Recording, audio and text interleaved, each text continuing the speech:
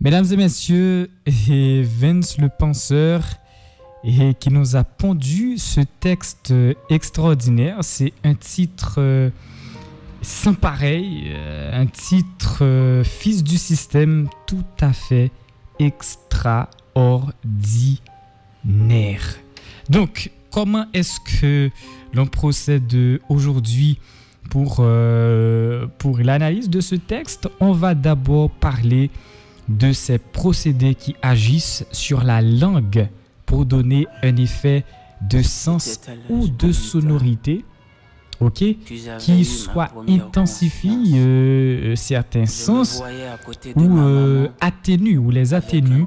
Donc on va parler des figures de style, on va parler des sens cachés, on va parler des punchs dans ce texte, donc qui est tout à fait extraordinaire. Et c'était à l'âge de 8 ans que j'avais eu ma première conscience. Je me voyais à côté de ma maman avec un bol en main. Ma petite sœur de l'autre côté sans essence. C'était là, au champ de Mars, par devant le palais national. On préparait le demain. Mais quel demain? Un demain sans demain. Là commencent les jeux de mots. Un demain sans demain. Et lorsque Vince le penseur parle de demain, le deuxième demain, c'est demain et main gauche et main droite. Un demain sans demain. Un demain vide. Un demain sans les demain. Okay? Un demain handicapé. Un demain de douleur. Accroître ce demain. Si demain, c'est sans les mains, si demain, ce sera avec les mains vides, ok? Des mains vides, c'est des mains qui ne servent pas trop, pas grand-chose quand on a faim. D'abord, quand on a faim, que la main a quelque chose là-dedans, donc c'est utile, on la porte à la bouche, mais quand c'est vide, ça sert presque à rien quand on a faim. Un demain sans demain, un demain de douleur à croître ce demain-là. Et maman, pour nous trouver des choses à manger, leva le bol en l'air en disant « Monsieur, madame, élève, professeur, pasteur, 2 ou 3 gouttes feront l'affaire. » Et là maintenant, pourquoi est-ce que Vince utilise ces personnages, monsieur, madame, élève, professeur, pasteur? Parce qu'un élève, un professeur ou un pasteur, ce sont des gens qui sont censés avoir une morale, une certaine sensibilité, une compréhension surtout d'autrui, comprendre ce que les autres traversent, être des révolutionnaires, quoi. Ne pas accepter que par exemple, que d'autres gens souffrent. C'est pas possible, ça. Qu'il y ait des mendiants, ok, dans un pays où il y a plein d'intellectuels, où il y a plein de gens conscients. Donc, un élève, un professeur, un pasteur, ce sont des gens qui incarnent la conscience, qui incarne la compréhension. Monsieur, madame, élève, professeur, pasteur, 2 ou 3 gourdes feront l'affaire. Et malgré les larmes qui coulaient sur son âme endolorie, ok, et les larmes qui coulaient sur son âme endolorie, et c'est là, il y a une première figure que nous pouvons joindre dans le texte là, qui frappe. Les larmes qui coulaient sur son âme endolorie, ça nous entre carrément nos comparaisons implicites de l'âme et du corps. Parce que normalement, lorsque l'on pleure, les larmes coulent sur les joues. Les joues, ils font partie du corps. OK?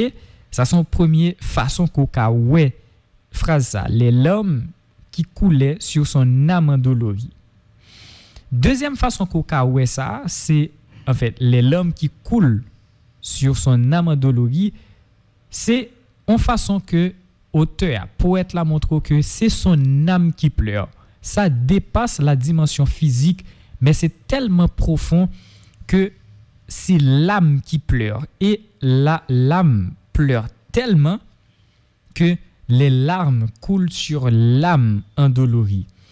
Dans la première façon qu'on a là, on peut dire que son métaphore, puisque une comparaison entre l'âme et le corps, ok, parce que l'âme, il vient carrément remplacer le corps, parce que c'est sur le corps que les larmes coulent. Là, dans le texte, les larmes coulaient sur l'âme. Donc, on peut parler de cette comparaison sans le mot et comparer, sans le mot et de comparaison comme par exemple. Donc, on peut parler d'une métaphore. Mais si l'on montre, si on met l'emphase sur l'exagération qu'il y a par le fait que c'est l'âme qui pleure alors qu'on sait que les émotions viennent de l'âme, mais ce n'est pas l'âme qui pleure. Donc, si on tient compte du fait que l'auteur veut montrer la profondeur vraiment qu'il y a dans les pleurs de l'âme, de la mère, ok, que c'est l'âme qui pleure, on peut aussi parler d'une exagération. On parle aussi de l'hyperbole dans ce cas, parce qu'il veut montrer que la personne pleure dans son âme. C'est son âme qui pleure. Il y a une amplification des termes pour mettre en valeur l'idée. Donc, on continue. Et les larmes qui coulent sur son âme endolorie et personne ne la regarda.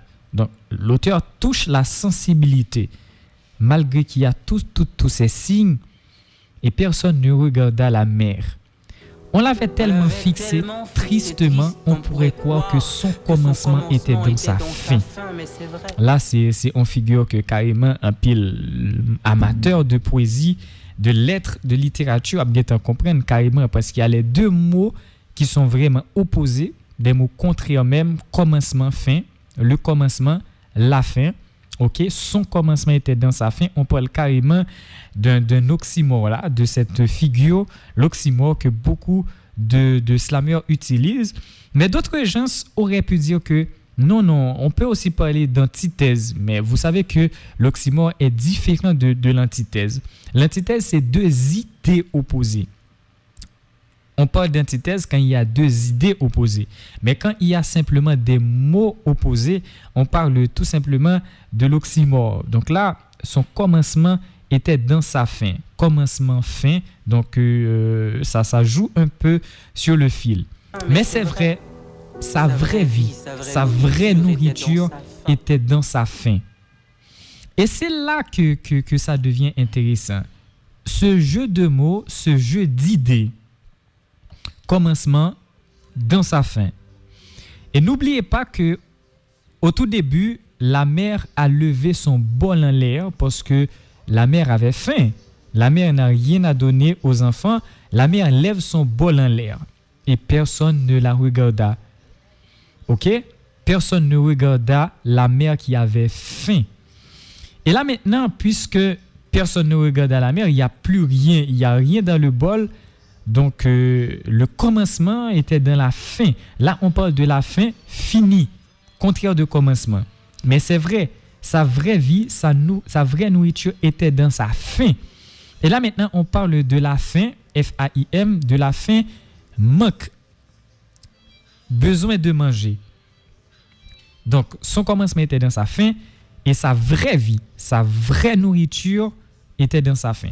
Donc là maintenant, on entre dans une figure de répétition aussi. C'est vrai, sa vraie vie, sa vraie nourriture était dans sa fin. Là, carrément, on parle de répétition. C'est encore pour mettre l'emphase, pour intensifier le sens et de la phrase, le sens du vers, le sens de l'idée. Et n'oubliez pas que les figures de style, c'est quand même un procédé qui joue sur la langue, ok?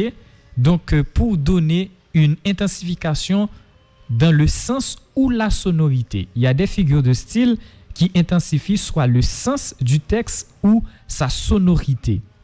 Ok? Des figures de répétition, par exemple, intensifient un peu la sonorité. Mais des figures comme l'euphémisme, ça joue sur le sens. L'euphémisme a pour but d'atténuer le sens et d'une phrase, en fait, le sens d'un mot ou d'une idée dans une phrase. Ça l'atténue carrément. Au lieu de dire que Jacques est mort, qui fait un peu choc, donc on peut atténuer. Donc on dit carrément Jacques nous a quittés. Ok, ça atténue un peu le sens des dits. Donc là, on parle de l'euphémisme. Donc, on continue et on pourrait croire que son commencement était dans sa fin. Mais c'est vrai, sa vraie vie, sa vraie nourriture était dans sa fin. Il y en a qui lui donnaient 2 ou 3 gouttes. Il y en a qui faisaient comme s'ils étaient sourds, qui nous regardaient, qui nous méprisaient et qui nous disaient « Foutez-nous la paix, bande de macaques ». De là, la rivière recommença à couler sur les 2 joues de maman. Tout à l'heure, des larmes coulaient sur son âme endolorie. Okay? Lorsqu'on parle de l'âme endolorie, on parle d'une âme remplie de douleur. Parce que endolorie, c'est quand même rempli de douleur. Donc, la rivière recommença à couler sur les 2 joues de ma maman. Donc, la rivière qui recommence à couler, on entre carrément, encore une fois, dans une hyperbole. OK? Parce que quand même, c'est une intensification énorme, immense du sens là, du verbe. Il ne peut pas y avoir une rivière qui coule. Et lorsque l'on imagine, lorsqu'on sait ce que c'est qu'une rivière, le débit d'eau que contient la rivière, donc la mer elle-même se serait noyée. Donc là, on parle carrément de l'hyperbole. Donc, de jour en jour, c'était la littérature de notre vie. C'était la saveur de notre fruit. Quand la journée se termine à 0, c'est dans la poubelle qu'on finit par être le héros. Quand maman trouva un morceau de pain, elle le cassa en 2. Un morceau pour Mika, la sœur, et l'autre morceau pour moi. Dodo titit. Ce n'était pas sur le lit, c'était sur le sol. Là, il va directement, et il n'y a pas une comparaison implicite. Il va directement lit-sol, donc le sol remplaçait le lit carrément, qui dégageait une chaleur qui brûlait ma peau. Pendant que la pluie nous crachait dessus, les odeurs des ordures, des matières fécales nous empêchaient de respirer. Maman au milieu de nous deux, chacun de nous à côté, maman chantait un seul refrain. Mon Dieu, pourquoi c'est nous? Qu'est-ce que la vie? Quel est l'avenir de mes enfants? Et franchement, nous n'avions pas d'histoire de Peter Pan, de Tom et Jerry pour pouvoir dormir. À la place de tout ça, nous avions les larmes de maman. Là encore, l'auteur touche, le poète touche la sensibilité de ceux qui l'écoutent. Et quand même, on parle du slam qui est une bouche qui donne et des oreilles qui reçoivent. Et l'idée derrière même le slam, c'est surtout toucher la conscience. Si dormir pour nous, l'auteur continue comme ça, si dormir pour nous est un péché, se réveiller est encore un crime. Alors nous sommes pécheurs, nous sommes criminels. Parce que de toute façon, les enfants, ils dorment. Okay? Si dormir est un péché, donc ils dorment, ils sont pécheurs. Se réveiller est un crime et ils se réveillent, ils sont criminels. Les dieux sont contre nous, l'État, le monstre, le Léviathan est contre nous. Donc c'est pour montrer que tout le monde est vraiment contre les pauvres. Ces pauvres personnes. Nous sommes seuls au monde. Et là, il le dit clairement. Malheureusement, le lendemain arrivera. Et c'est là le choc. D'habitude, pourquoi est-ce que il y a un contraste ici? C'est parce que normalement, on prie toujours. Je parle de normalement. Généralement, lorsqu'on va dormir, on prie toujours pour que l'on se réveille le lendemain, parce qu'on est livré à nous-mêmes lorsqu'on dort. Mais on prie toujours pour que Dieu nous donne la vie le lendemain. Dieu continue à nous faire, pour que Dieu continue à nous faire cadeau de la vie. Donc, c'est beaucoup de joie. C'est avec beaucoup de joie qu'on se réveille le lendemain. Mais là, l'auteur le dit carrément. Malheureusement, le lendemain arrivera. Donc, c'est pour montrer comment la souffrance de ces gens c'était grande. Malheureusement, le lendemain arrivera. Et je voyais de belles voitures qui entraient dans le palais. J'ai demandé à ma maman, qu'est-ce qu'on fait là? Et elle m'a dit, rien du tout, mon enfant. Rien du tout. Et effectivement, l'auteur, et ça c'est une touche politique. C'est pour montrer que si je prête ces mots du créole haïtien, Tout le monde qui n'a pas l'air, ce sont des rien à faire. Yo pas rien à régler, c'est rien yo pas régler. Maman, j'ai demandé à maman, qu'est-ce qu'on fait là? Elle m'a dit, rien du tout mon enfant, on ne fait rien ici. Donc auteur voulait tout simplement montrer que président qui n'a pas l'air, il pas régler rien, c'est pas des monde qui a fait rien et tout le monde qui n'a pas l'air, c'est pas des monde qui a fait rien. De plus, je voyais des belles filles qui allaient à l'école. J'ai regardé ma soeur, elle aussi, elle était belle. Pourquoi est-ce que nous sommes différents? Peut-être parce qu'on n'a pas des yeux, mais moi je vous vois là. Peut-être parce qu'on n'a pas un cœur qui bat, mais moi je sens qu'il y a quelque chose qui bat ici, même si ça bat à vitesse, la tristesse. De plus, il y a ce jour qui arrive. Je n'arrive jamais à oublier, je criais « Au secours, au secours !» Tout le monde m'écoutait, mais tout le monde ne m'écoutait pas. Tout le monde me regardait, mais tout le monde ne me regardait pas. Et là, la crise cardiaque augmenta et maman trépassa. Et c'est là le point fort de l'histoire, c'est quand la mère meurt. Je sais que c'est dur à dire, la mère meurt, c'est dur à dire. Donc, et c'est ce jour-là que la maman trépassa. Et c'est là que beaucoup de gens pleurent de la poésie. Les enfants étaient déjà livrés à eux-mêmes et voilà que maman trépasse. Son dernier mot était « Je vous aime mes enfants ». Mais c'est vrai, c'est elle tout simplement qui nous a aimés, pas vous. Je parle de tous ces gens-là qui ont savouré, qui ont pleuré dans ce texte de Vance le Penseur, ok, qui ont pleuré, qui ont été touchés parce qu'ils se sont rendus compte effectivement que ce n'était pas eux qui aimaient les enfants de la rue, dans la misère atroce. Pas vous, pas l'Église qui prêche l'amour, pas les organisations internationales qui se donnent pour mission d'aider les pauvres, pas la famille dans laquelle devrait sévir l'amour, pas l'État qui devrait prendre soin de tous ces gens dans la rue, pas l'État qui devrait nous protéger, pas l'État auquel on a donné le pouvoir de nous sécuriser, de nous donner la sécurité sociale, surtout. Personne d'autre. Nous sommes seuls au monde. C'était tellement dur, on ne voulait pas laisser maman toute seule. Cela fait déjà 5 heures de temps qu'on couchait à côté de maman. La mort ne tue pas l'amour. Et là, c'est une figure qui frappe aussi. Lorsqu'on entend le texte, c'est l'une des figures dans le texte qui frappe.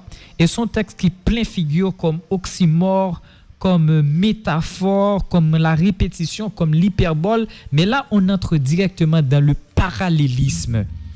C'est une figure que l'on utilise très souvent.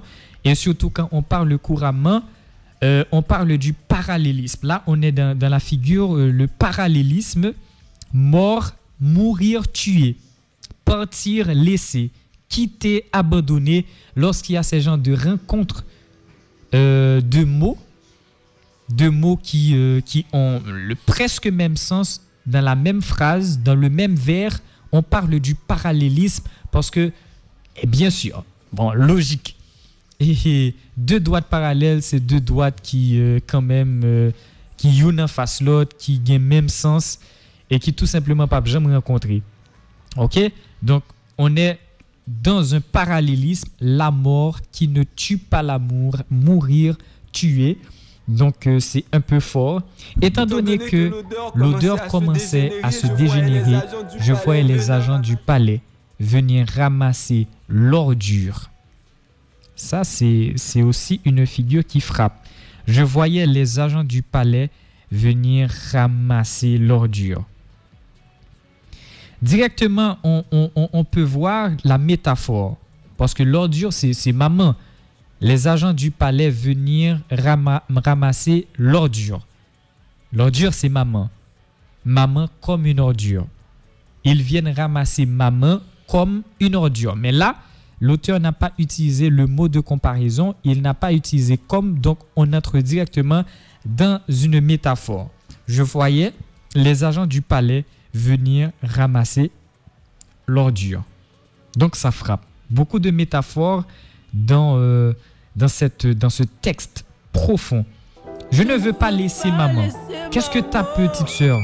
Je ne veux pas laisser maman. Mais qu'est-ce que ta petite sœur? Laisse-la partir pour qu'elle puisse aller voir s'il n'y a pas plus de vie dans la mort que de vie dans la vie. Laisse-la partir, petite sœur. Et c'est une autre figure qui frappe encore dans ce texte. Lorsqu'on l'écoute, même quand tout passe, même quand tout pourrait passer inaperçu, mais ça frappe. Non seulement le jeu de mots, il y a le superficiel, il y a toute cette décoration, il y a tout cet embellissement avec les mots. Allez voir s'il n'y a pas plus de vie dans la mort. Vie dans la mort. Vivre, mourir. Vie, mort. Ok?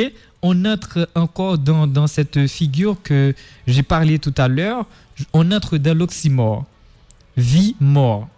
Laisse-la aller voir s'il n'y a pas plus de vie dans la mort que de vie dans la vie. On entre dans un oxymore. Et il y a beaucoup d'oxymores, beaucoup de métaphores, beaucoup d'hyperboles dans le texte, le fils du système. Laisse-la partir pour qu'elle puisse aller voir s'il n'y a pas plus de vie dans la mort que de vie dans la vie. Laisse-la partir, petite sœur. Aujourd'hui, me voici en face de vous, la société. Appelez-moi comme vous voulez. Appelez-moi bandit, délinquant, voleur. Mais sachez que je n'ai pas été à l'école comme vous. J'ai été oublié. Je suis un danger social. Je suis le fils du système.